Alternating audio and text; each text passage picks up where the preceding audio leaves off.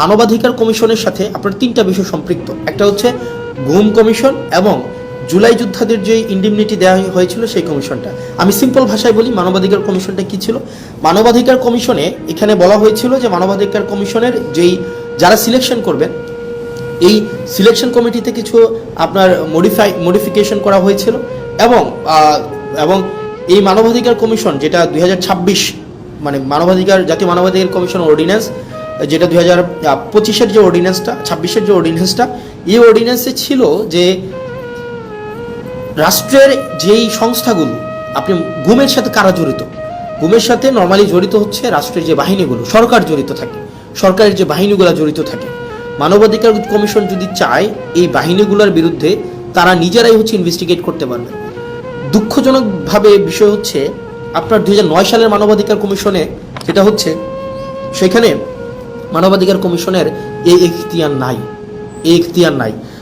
আপনি এই interim government যে মানবাধিকার কমিশন অধ্যাদেশ করেছেন সেটাকে বাতিল করে দিয়ে আপনি 2009 সালের মানবাধিকার কমিশন আবার আইনে নিয়ে গেলেন।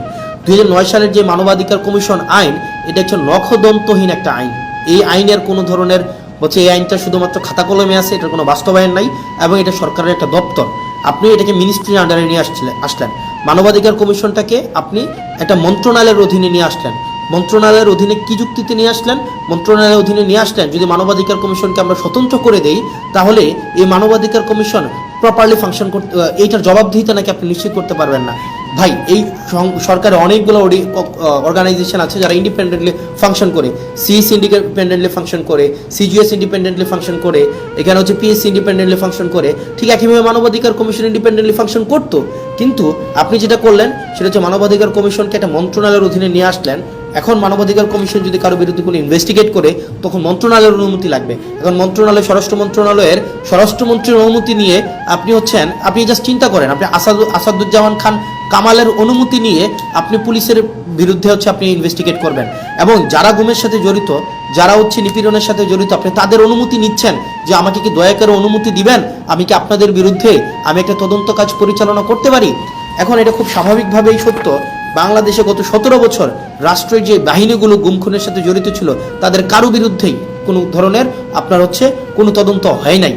এখন এই তদন্তের একদম সিম্পল ভাষা, এই তদন্তের এখন এই ক্ষমতাটা মানবাধিকার কমিশন যে পেয়েছিল আপনি সেটাকে বাতিল করে দিলেন এবং এটার মধ্য দিয়ে আপনার যে নিয়ত, আপনি যে আবার গুম খুনে ফিরে যেতে চান না সেটা কিন্তু স্পষ্ট হলো না এবং এটা খুবই দুঃখজনক। আপনার এই মানবাধিকার কমিশন বাতিল করার মধ্য দিয়ে আপনি দুইটা কমিশনকে আপনি অর্নামেন্টাল করে ফেলেছেন, ফাংশনাল আর থাকে নাই।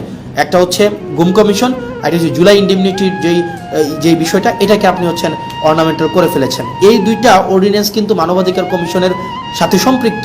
তো সেই জায়গা থেকে আপনার এই সরকারের যে উদ্দেশ্য, সেটা কিন্তু প্রশ্নবিদ্ধ।